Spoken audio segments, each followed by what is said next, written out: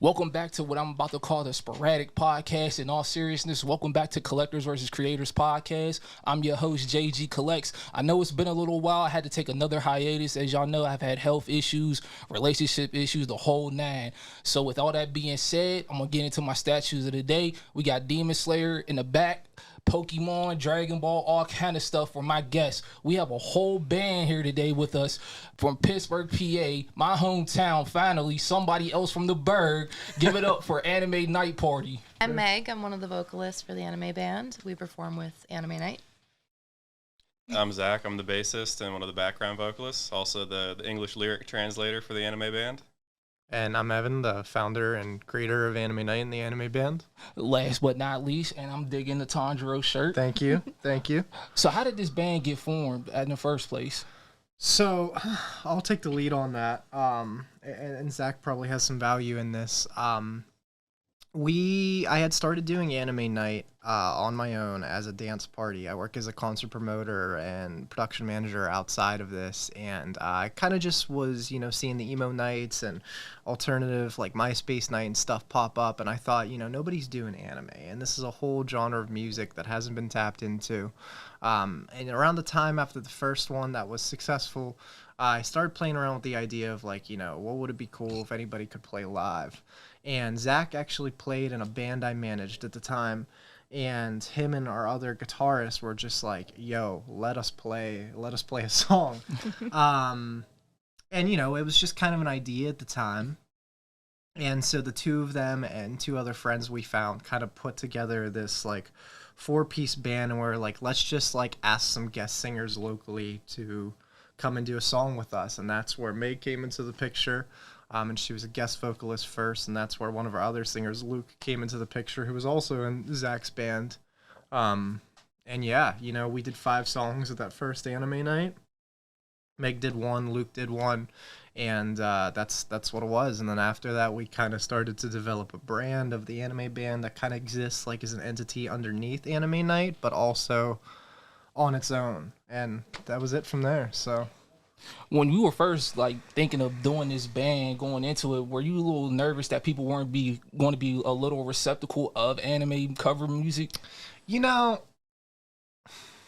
think the first time we did it, I very much wanted to... The first time we did it, I picked 5 songs that were very deliberate choices. We did the Pokemon theme song, because I thought there was a lot of novelty into that to begin with. We did the Sailor Moon theme, Moonlight Densetsu. Same thing, very similar. We did Rock the Dragon from Dragon Ball Z. And we did Hero 2 from My Hero Academia, which to me was like one of the first times that they had a singer in the alternative scene with Chrissy Constanza come and do like an actual rock song in the middle of the anime. What else did we play at that? We only played Escape like 4 from the songs. City. Yeah, Escape from the City. Sonic Yeah. Adventure 2. Yeah. And we did Escape from the City from Sonic Adventure 2, and that was just kind of like, I asked our friend Luke if he wanted to come sing, and that was his condition. He was like, I want to sing Escape from the City from Sonic Adventure 2, and we were like, that song rips. That's fine. It does. Might as well. That was a great choice. Now I'm going to turn over my attention to you for a minute. And Sure. You've been with the band from the beginning? Correct, yeah. So was it different from playing just regular rock songs to going to anime?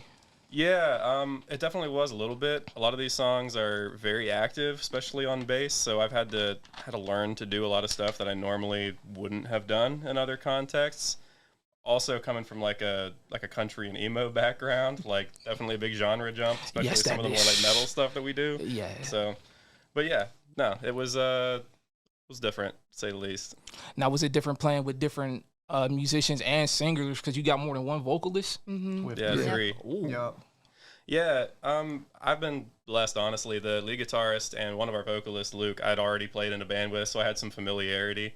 But everybody else, I think, was new, right? I'm like everybody has known each other for years, except for me. I'm kind of like the young dude in this group of people. Yeah, I think everybody in the anime band right now has known each other through some sort of angle. Like Luke and I knew Zach for a really long time because Luke and I's old band played with Zach's old band. Same thing. We played with Brendan's old band. Brendan's old band played with Meg's old band. Meg used to I be the love that. photographer for our other singer, Tony. Like everybody, and our new guitarist, Sam, also played with Luke and I's band, played with Meg's old band. It just, Very everybody. intertwined. Everybody Yeah. intertwines. I love Yeah. that. That's Pittsburgh music. That's Pittsburgh, yeah. 3 degrees of There's separation. only so many of us, and like I when we had started Luke's newest project, our goal was kind of to pick like the best musicians we knew around that like weren't committed to something else, and that's like where Zach and Brendan and those guys came into play. And believe it or not, we asked Sam, our new guitarist, too, but he told us no. first. He told us no, and then one time he came down to one of the places Meg was working at and was just kind of like hanging out, and they were catching up, and I was like, ask him if he wants to do this, like just ask him. And he said yeah, and it was a perfect fit. So. Right place, right time. Yeah. Yeah, I see. There was definitely a lot of chemistry there, and there was a lot of camaraderie. sure. Now, Meg, you've been a singer for how long? I mean, since the first anime band show, like the first time they were introduced, I was a featured vocalist. I was just supposed to do one song, which I originally actually turned down because I was like, listen, Evan, this sounds so cool, but I am just like the babyest weeb. I don't know enough about the culture. Like, I don't want to, pretend I'm like a part of this thing I'm not of. And I started watching My Hero Academia, and it instantly changed my mind. And, just the support of Evan and everyone being like, you don't have to be the biggest weeb in the world to do this. It was like really inspiring. And then that night after the show, Evan messaged me and was like, do you want to just join the band? And I didn't even think twice. I just said yes, like not a second thought. That's great to hear, especially when you said My Hero was your inspiration to get into that. So take that, One Piece fans. So when you started doing this, because like I asked him, it's a switch from just doing regular songs, from doing these songs coming from Japanese culture language to English. People get a little uppity about that. So how was that when you first went on stage to sing? Yeah, so I actually wore like one of the uniforms for My Hero because I'm like, if I'm gonna do this, I'm gonna do it, and I'm gonna fit the part. And I made sure like that was okay. I'm like, I don't know if anyone else is dressing up because I'm not a cosplayer by any means. But Hero 2 was already in English, so that was not super intimidating. But a lot of the other songs that I do are translated by Zach. So it is really interesting. I'll practice along to the Japanese version while I'm singing English over it. But Zach does such a good job of making it like it's as one-to-one as it could be for something that's translated. Like, it's insane. You wouldn't not recognize these songs, even if, a lot of the songs people will come and they're used to kind of singing over the Japanese version, and they'll sing with us even though they don't know the English words. But it's definitely different from the pop punk background I'm used to, but it's still the same kind of energy. So Energy is definitely important. Speaking of energy, how was it when you first went on the stage to perform? I just thought it was the most fun thing in the world. I was not expecting as much energy. Like, the crowd was so receptive. Everybody was so kind. And the first show that we did sold out, so it was a full room. I remember trying to get up to the stage and like stepping on someone's either cape or costume and being like, oh my God, I'm so sorry. And I kept bumping into people's props, and everybody was like, no, you're fine. Oh my God, like, you look amazing. And everybody was just so excited to be there and be surrounded by people who loved the same thing that I was like hooked right away. I was like, I want to be a part of this. So That's why I love doing it. The anime community at some points can be receptive, and then there's that other more like the cosplay community. That's where all the gatekeepers are. Now, how was it like getting into like places like the Hard Rock Cafe, and then the Roxanne where you're performing later? Oh, next month. So, like I said in the beginning, I used to be a concert promoter. And I used to do a lot of shows at the Hard Rock when Roy Smith was the marketing and talent manager there. I did the first anime night at Club Cafe on South Side, and it did well enough, and I wanted to start to move to Mr. Smalls to create a bigger production because I was working with Opus One at the time, and they weren't as like super receptive or understanding on sort of like what this was and like how it could translate.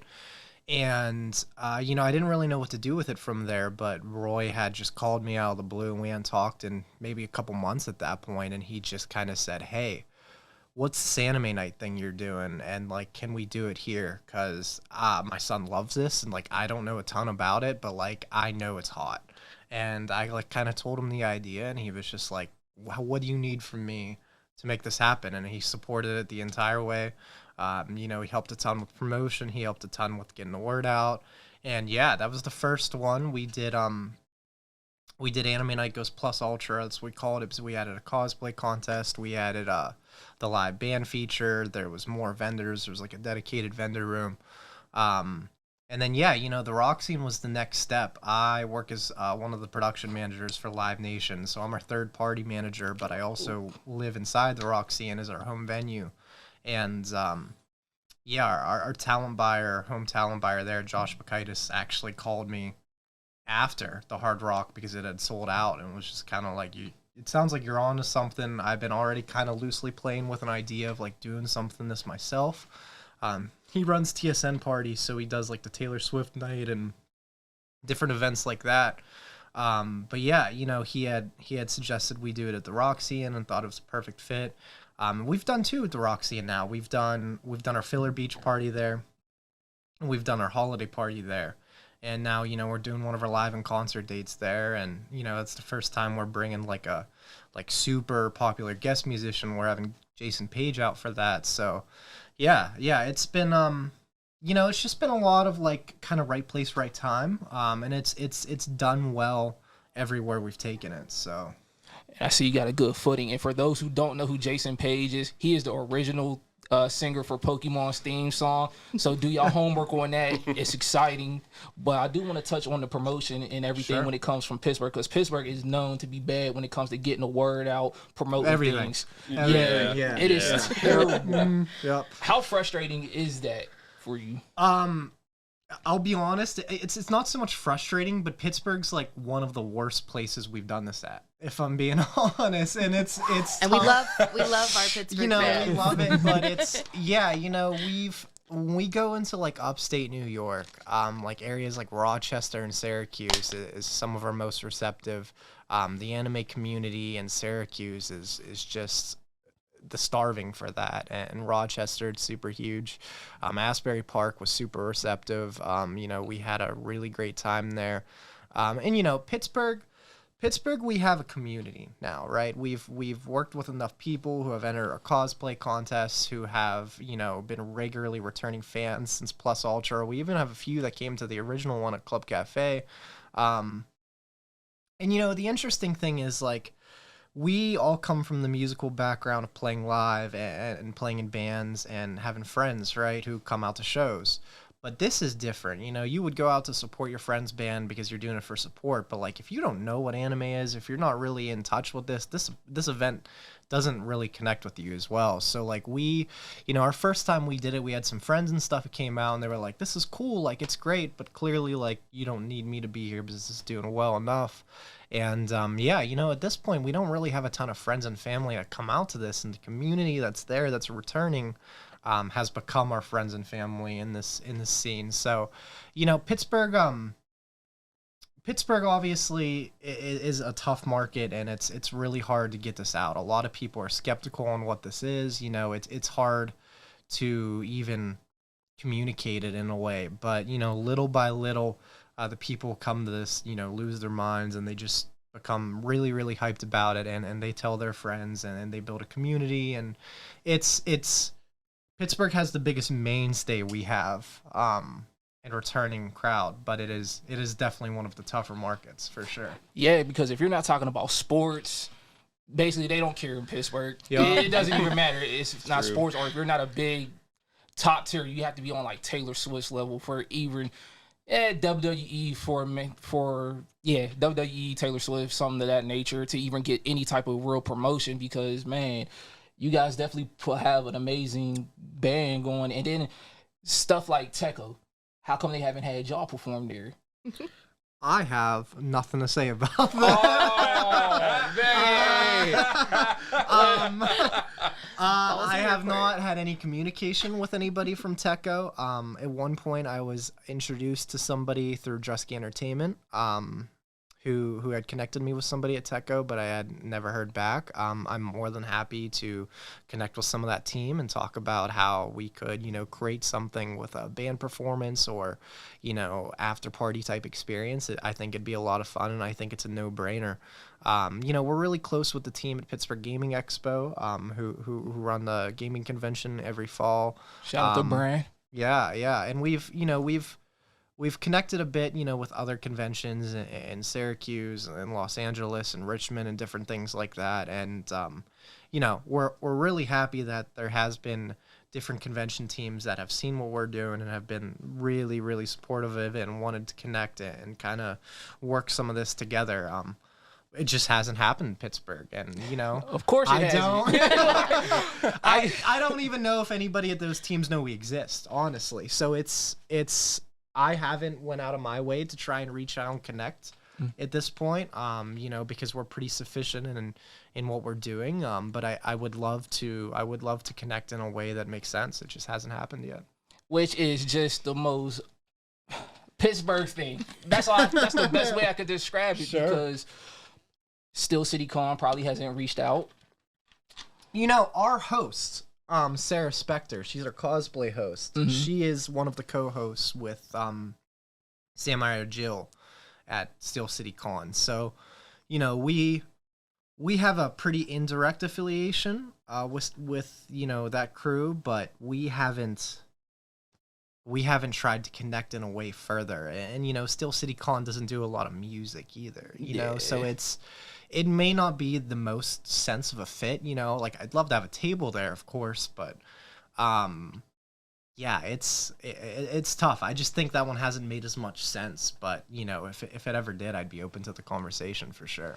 Yeah, if only if it made sense. But a lot of things down here doesn't make sense because you have a big gaming community, you have a big anime community, and yet Sure. we have two cons: TechGo, Steel City Con, and That's PGA it. Gaming Expo, which is like in the middle. Right. It's amazing that there isn't more. Just like there's a gaming arena, esports arena that people don't even know about down here in Bridgeville. They do events there, but let's talk about the out of town stuff. How was that built in that connection with the non-Pittsburgh people? I mean, that's been the biggest thing. I think when we first did this, there was some early debate on what the obligation to this project would be. And I think, when getting Zach and Meg involved and some of the other crew, it was, what capacity are you willing to do this, and what does that look like? And I think we all came from a background of touring in a DIY sense. We were all in bands that weren't on labels, that were touring and doing it regularly and sleeping on strangers' floors, and we all have horror stories. You know what I mean? And, Definitely. You got a good one for us? I got locked in a basement once. There were no steps to the upstairs, so we had to go through the outside cellar doors, and they were like, "We promise we'll let you out in the morning." In the morning? They did. Oh, Well, no. no. I slept under a drum set on a cement floor. Yeah. Wow. That's, Wow. That's pretty bad. That was more than what I was expecting. Yeah. the best one for Color Show, Luke and I were touring, and we played at this venue in Indianapolis, and it was, when we got there, we realized it really wasn't a venue, but it was acting as a venue. It was someone's rented out warehouse that was turned into a living space half concert venue, and they ran a box office and stuff, but it was the most DIY thing I've ever seen. But they had a real stage, real setup. Well, anyways, they were yeah, there's plenty of space here, you're welcome to crash on the couches, there's some spare beds, and so we did.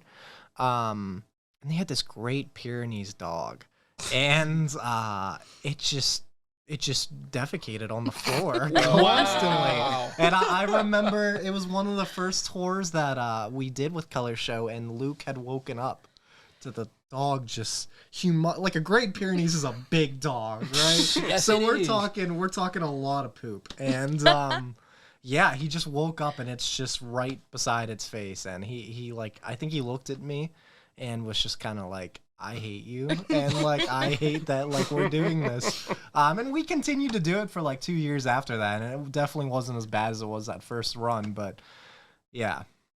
I think my favorite with that, we played a show in North Philly. It was like in a little concrete slab behind somebody's house, high-rise apartments on 3 sides. So we were playing into the night, and there were like people leaning out their windows from the high rises above us watching the show. I'm like, wow, this is really cool. And then about 3 songs into the set, some kids started throwing glass bottles over the fence and like breaking right in front of us while we were playing. It was wild. That's Philly. That was the most Philly thing. It's so Philly. That was the most Philly thing, man. So when you guys are out of town performing at other venues, do you collab with some of the local artists there too? It depends. So, we do things a little bit differently depending on where we go. To answer your original question a little bit more, touring at this scale, the way we do with Anime Night's a lot different. You know, we have budgeted hospitality every night. We have contracts with each one of these individuals. You know, I own the anime band outright as a brand and an entity, and these guys are contracted individuals who are a part of it. So we have different things worked out that, like, every day, you know, like, if we're this far away from home, we have a lodging budget. If we, you know, play this date, we have a hospitality budget. You know, we own a van, we take a trailer out with us. It's completely different. But, you know, in regards to if we collaborate with other artists and different things like that, we've done some things. We sometimes when we go out, we'll feature a guest artist from like a local city. We've done a guy named Mike Higginbottom from Riviera. Joey Volpe from Cedar Green has come out and done some songs with us. Giuseppe Villano from Contentions has done some features with us in Ohio.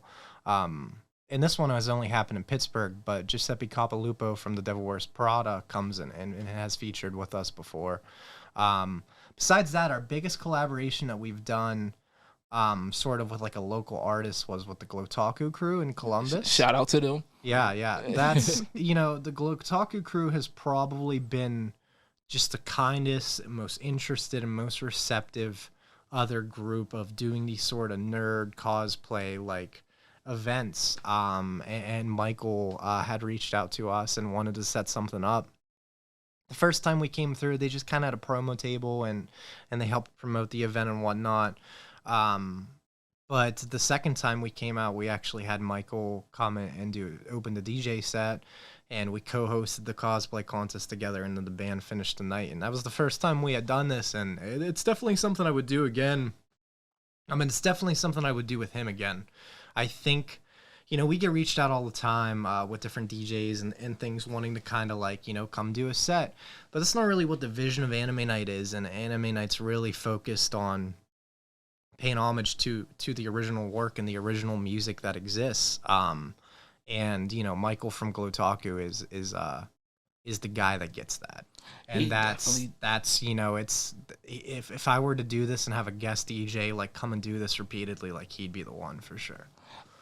Obi-Wan, look, I've been trying to get you to come down here for a while. This is the opening door right here.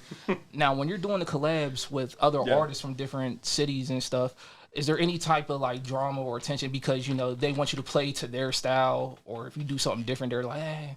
We haven't really had that. The closest thing we had, I do translate all these songs. We perform everything in English. So if any song doesn't have an official English translation, I write one for the band. That's one of my roles. We did have once, we went to Columbus, and actually Giuseppe from Contentions, right, was his band, decided he wanted to sing Haruka Kanata in the original Japanese. And we're like, that's dope. Like, do that, please. Yeah. And then he did. And, man, he sounded just like Asian Kung Fu Generation. It was wild. Yeah. Where's the video? Do we have video of that? I asked Giuseppe to come back.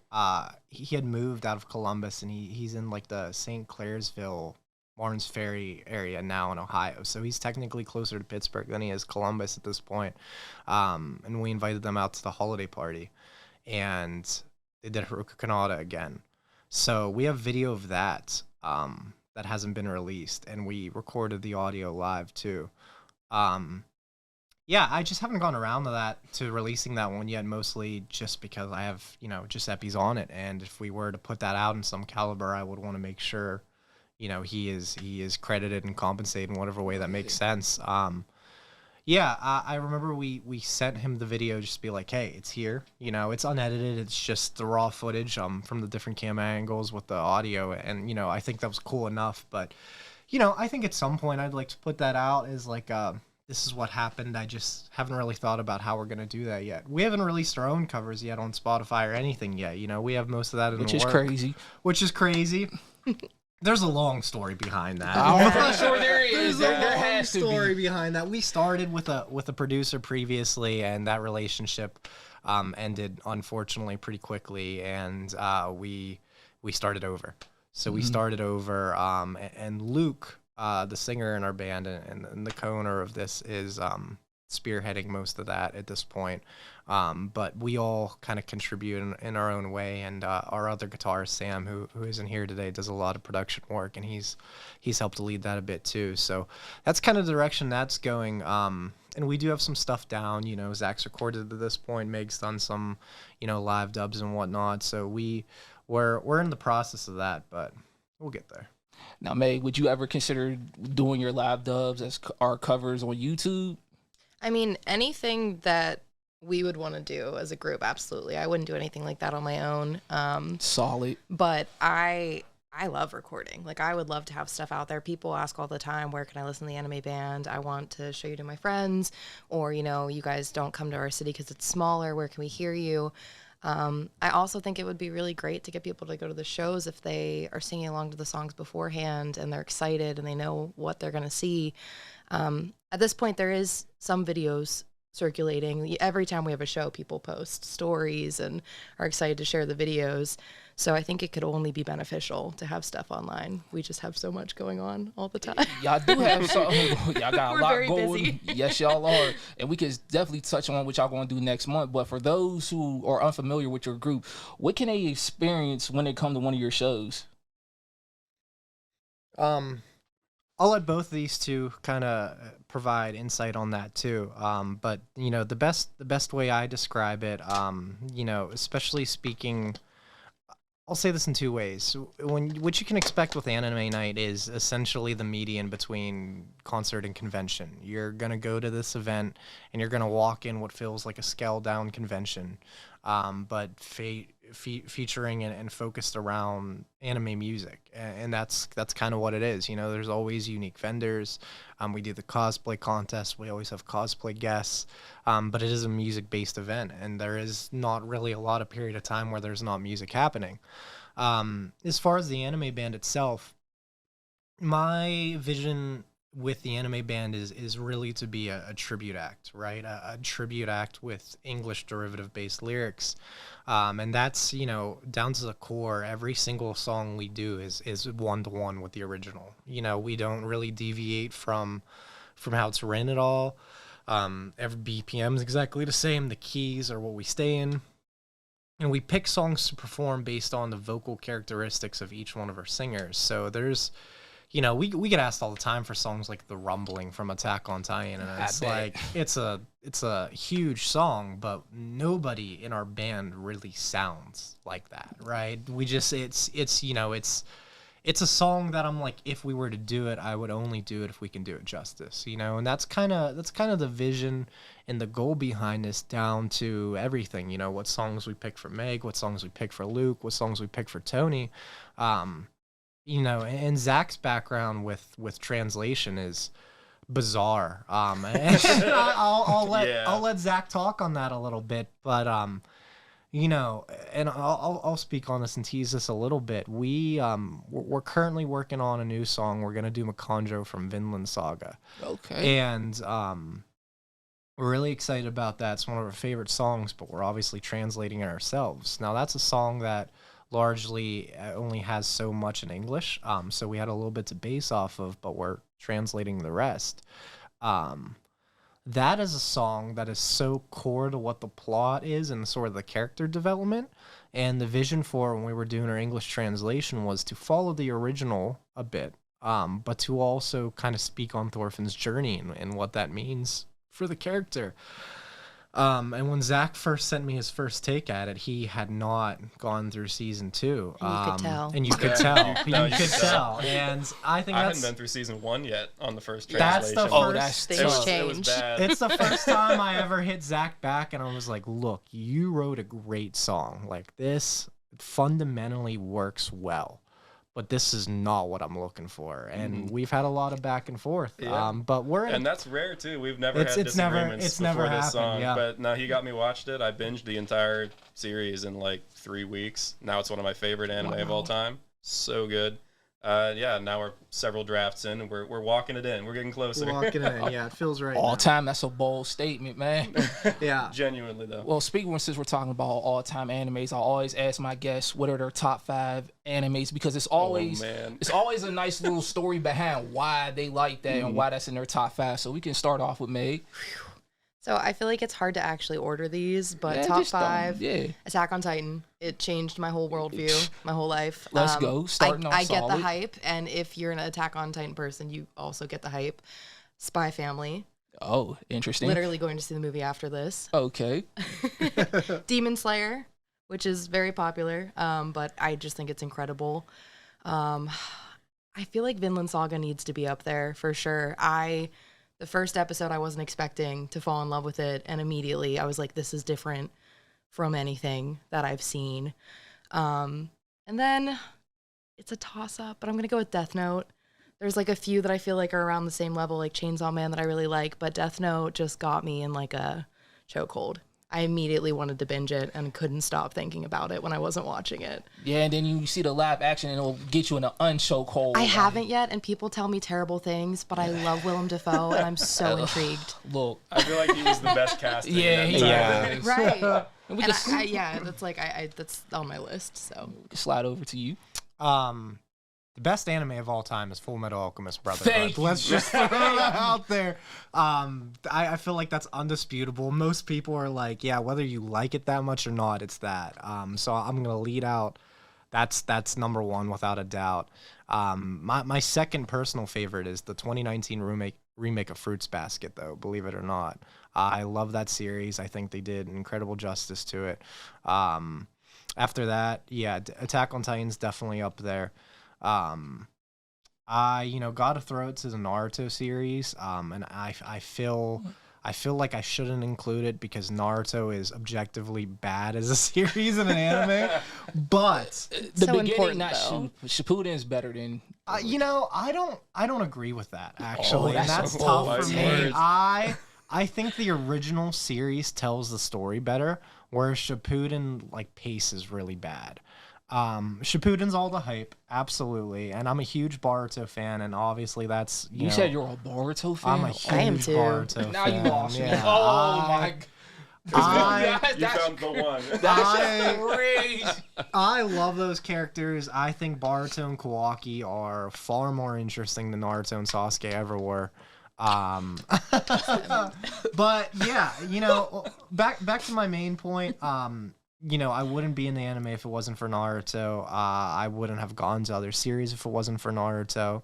And as far as world building and overall cast, it's incomparable. I think Naruto is probably the best franchise that I can think of, in regards to big hitters like Star Wars and Lord of the Rings and that type of things. The world in Naruto is just completely unique. But as an anime, I have some objective opinions on it for sure. But yeah, after that, it's tough. There's a few I'd throw out. I like Death Note. I like Spy Family. I love Konosuba.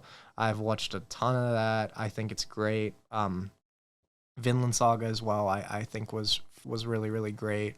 And I'm a sucker for slice of lives, so I don't toy with me, Miss Nagatoro, my dress up darling. Yeah. I love that stuff. So, huge fans of that, but Full Metal, Fruits Basket, Naruto, Attack on Titan, those are the top for sure. You ever heard of this one called Nana? It's like a slice of I feel like I'm semi-familiar with it, but I haven't watched any of it. my friend put me onto that. I was like, yo, this is crazy. It's- And then last but not least, we're gonna get to your list. Sure, yeah. I think of my anime fandom in 2 categories. I watched it when I was a kid, and then we all remember because we're in a similar age demographic when it was really not cool to like anime. Yeah. So I took a break for a couple years, and then I came back partway through college. And one of the ones I came back to was Steins Gate, which to this day is still Classic. my favorite anime of all time. And then rewatching all the stuff that I watched as a kid, the one that sticks with me the most is Yu Yu Hakusho. Like, of all the classic anime, that's definitely my favorite. It's a top 5 for me. After that, Bocchi the Rock. That came out, like last year, 2 years ago?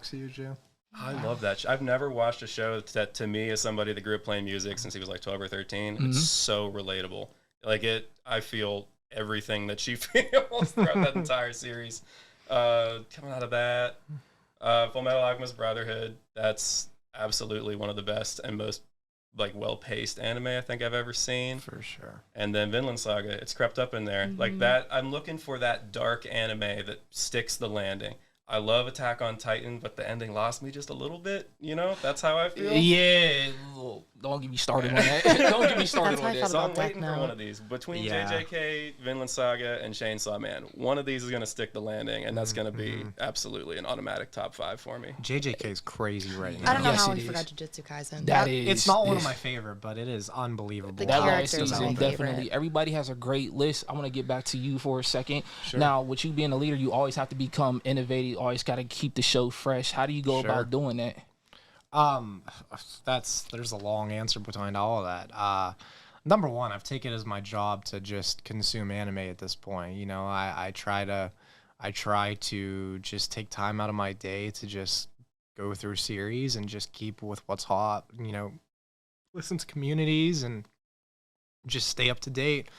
But you know, every element of Anime Night is very intricately designed. You know, every AMV I script myself, and we build the videos out based on that. You know, we make sure that every single song is synced to what the live band's performing to a T. I don't think I'm too harsh with Zach, but like I'm very you know, Zach is the most qualified person for what he does as far as lyrical translation, and I could not do a better job than he is. But I very much look at it, you know what I mean, and make you sure should. Scrutinize, sure that it is what I'm looking for. But Zach gets that right every time.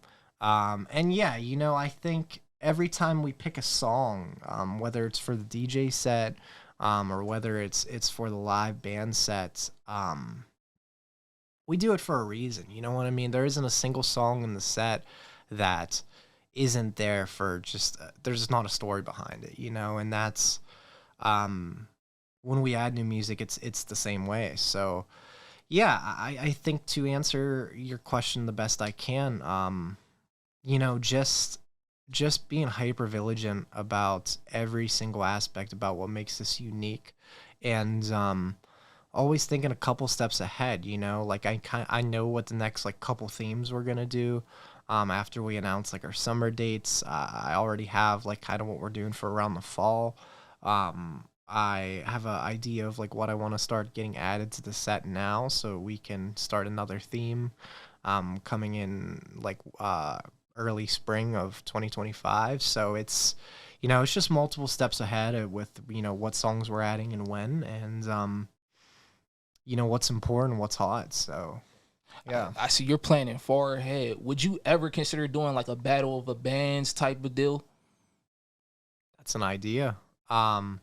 Is there enough anime bands out Right. there to do? I mean, Where are to you at? hey, I'm going to see Spirit Bomb tonight. Sure. They're a good band. They're a just great like, band, yeah. Yeah, not good. They're great. They're phenomenal. They're a great band. But like, Incredible musicians. that would be something interesting to have like you guys versus another band, but all in good fun, crowd Sure. participation, stuff of that Sure. nature. You turn it into an actual anime battle. I was gonna say we Yeah. have to Yeah. actually Get the fight. visual after effects. the Yeah, set. like see there you. You know, I think if we were to ever do something like that, I'd probably want to exclude the anime band from it in any way, and would rather do a battle of the bands with bands that are like doing their thing a little bit more originally. Does that Oh, make sense? yeah. Like Spirit Bomb own and, thing. and some of the other bands that I've seen, you know, on Instagram and on social media, they have a little bit more of their own unique sound that comes through in what they're doing with their anime covers, and you know, that shows, and I think that's super cool. That's not what the anime band is, though. We try to take as much out of that as possible and like really make this like you're hearing the original songs live as close as we can get them as possible, right? And the biggest deviation is the English lyrics. So not that I don't think it would be, fair for the anime band to compete. I just don't think It would be fun for everybody. it would be fun. Yeah, I just think the anime band is different in vision, but there are definitely, a handful of, J-rock and anime cover bands out there that would be cool to see them compete for so to speak, as to like, I don't even know what you would grade it as, like the best anime cover band, like Yeah, that that's how feels- you would. That's how you bet it. The best who's the best anime cover band who puts on the best show. Because I will say this: I've been to 2 of their shows. When you're watching their shows, you're going to see a good performance, but you're also going to watch them switch out of cosplays every 30 seconds. It's the most amazing thing. They're like Sure. a NASCAR pit crew with that. Like, it's amazing though. Like, Sure. how quick. Like, it seems like it's 30 seconds, but I'm pretty sure it's longer than that. How quickly y'all go in between cosplays and sets. Yeah. You speak on that. I change outfits between every song except for the last song, the finale. So I'll wear 6 different outfits in one set. That's crazy. And the hustle it takes is something I was not prepared for. I feel like I do like a specific training regimen just to be able to run upstairs and back into a green room and throw on a new outfit and run back down, sometimes like in heels and a bunny suit. So it's definitely more physical than you would expect, but my favorite thing is when I walk on stage and people see me for the first time in a different costume for a different song, and they realize that, like, oh, this is a whole thing, like I'm really trying to be a part of that song and I'm not just Meg when I'm on stage. I am in character. Yes, you're several different characters. I am several different Did you characters. do the oxygen tank when you first tried that? I have an inhaler. Oh, there you go. I was like, Jesus Christ! I'm like, damn, she was fighting from people. Okay. Yeah, it's so much fun though. Yeah, and speaking of so much fun, your upcoming show. What are the dates for that? So we're doing a few different things. We're doing a guest appearance with just the anime band is at New Dimension Comics. It's a free event for Free Comic Book Day. Oh. And we're doing the most ridiculous thing we could have thought of. We went and saw the space and we're like, we can't play here. Like, this doesn't work. But we were like, we could do something acoustic and like kind of change it up a little bit. And so Luke and Zach are folk extraordinaires, and Luke was like, let's turn this into like campfire sing-along. So we took 8 songs that we're doing, and he sort of changed the chord voicings and the structures of it. So they're just a lot more like acoustic, sort of folky, sort of country-ish based, just versions of it instead of just like stripped down versions of the songs to kind of make it a little bit different. So we're doing that. It's a fun little free tie-in. The New Dimension Comics crew invited us to be a part of it. We thought it'd be fun, so we're doing it. But yeah, we have our May dates coming up that are announced. We're doing a 3-day run. We're going to Maw Halls in Lakewood, Ohio. We're doing Rift City in Buffalo, New York, and then we're doing the Roxy Theater here in Pittsburgh. And that's our big, next hometown show. We do like only really 2 of those a year, and that's we're bringing Jason Page, the OG Pokemon theme singer, out for that. We have some other guests we haven't announced yet. We haven't announced any of the vendors. We haven't. We're just getting into it. So, yeah, those are our next big performances. We have some other stuff announced. We're doing Retro Game Con in the fall. But everything else we have is still under wraps at this point. Okay, I love a good surprise. And what's the date for the New Dimension Comics and the one at the Roxanne? The New Dimension Comics performance is May 4th for Free Comic Book Day. That's the Pittsburgh Mills location. And then the Roxanne Theater gig is Saturday, May 25th. Yeah, it's Saturday, May 25th at the Roxanne Theater in McHugh's Rocks. So, and I'm telling y'all right now, May 25th is going to be an epic event. You got the original theme singer from Pokemon. You have this dynamic group. You got vendors, cosplayers. I mean, what else do you need? Are there tickets still available? Yeah, there are tickets still available. We actually just opened up Jason Page's VIP packages yesterday. So we're doing 2 different versions for him. There's a silver and a gold version based off of Pokemon. The silver is, your meet and greet, autographed item of your choice, collector Jason Page Pokemon card. And then the extra bundle for the gold version is our more extensive bundle, and we're doing a limited merch item that I'm not going to talk too much on yet because it hasn't been announced Secret. yet, but we're going to do an Anime Night / Jason Page limited merch item. There'll be professional photo with that, and then all the bundles from all the perks from the silver version as well, with getting a picture, signing an item of your choice, that type of thing. Yeah, super exciting. It's also worth mentioning too is, not only is Jason Page going to be there and be part of the event, but he's actually performing the song live with the anime band. And that's we actually have a good friend from an old band we played with called Here Tonight. His name's Shane Turner, and he was the first guest vocalist for the Hard Rock Date Plus Ultra. He did the Pokemon theme with us just because he's one of the only people we know that can like get it in that range and like really pay homage Kills to the it. song.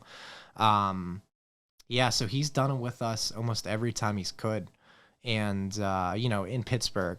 But he had hit me up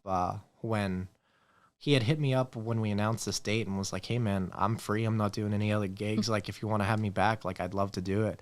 And I was like, "I would always love to have you back." I was like, "However, I gotta be real with you. I hit up Jason Page to see if he'd be interested in doing this." He was like, I've been thinking about that. He's like, that would be the coolest thing I can think of. And I mean, that's exactly like my whole idea and how I pitched it to Jason too. And I don't want to speak for him, but I think he feels the same way. Is it's like, there's such a novelty to that song to begin with and what it means to an entire generation of people. And we end every show with it live, which on its own is just hearing the song live in its original form is... Singing it with everyone around you. It's a unique experience, and to be able to bring Jason Page out to do a live performance, which has so seldomly been done, if ever. Correct me if I'm wrong there, but we're talking like a once in a lifetime experience to like really see this song live performed with the original singer. 25 years or so after it's been out there. So. It's the song of our generation. Everyone It is. on It's the Anime Night absolutely knows is. that It's song. definitely a very inspiring song, and I'm telling y'all, when they perform this, not only is everybody singing, they're throwing big ass Pokeballs Pokeballs around. flying. Everybody, it's a crazy experience, and everything that's going on. There's no reason why y'all shouldn't be going to this event. Pittsburgh, I know y'all have a hard time supporting, but y'all gotta support this. Now, where you Thank guys' you. social media? Oh, you're welcome.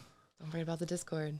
We got Right, a Discord yeah. channel, Oh, y'all got a and Discord Yeah, too. All right. we do have a community Discord that we just recently launched. You can reach out to the page, and we're happy to give that invite. It's on our website, different things like that. But yeah, we're on social media everywhere besides Instagram. You can find the Anime Night page at /or @the Anime Party, and then Instagram is Anime Night Party, and then the Anime Band anywhere you look up for the band. So theanimeparty.com. theanimeparty.com. No TikTok. Wow. There's TikTok. Oh, Yeah, see, yeah. see, There's yeah, TikTok. We have all There's- the things. Yeah. Any social media you could find: Twitter, TikTok, Threads, YouTube, the Anime Party, and the Anime Band for TikTok. See, try and get them to For the promote band. all their socials to y'all. See, Pittsburgh Promotions right here, baby. Hey, y'all heard all that? I'm JG Collects. This was Anime Night Party, and like that, we're out. Thank you so much. Yeah, you're welcome.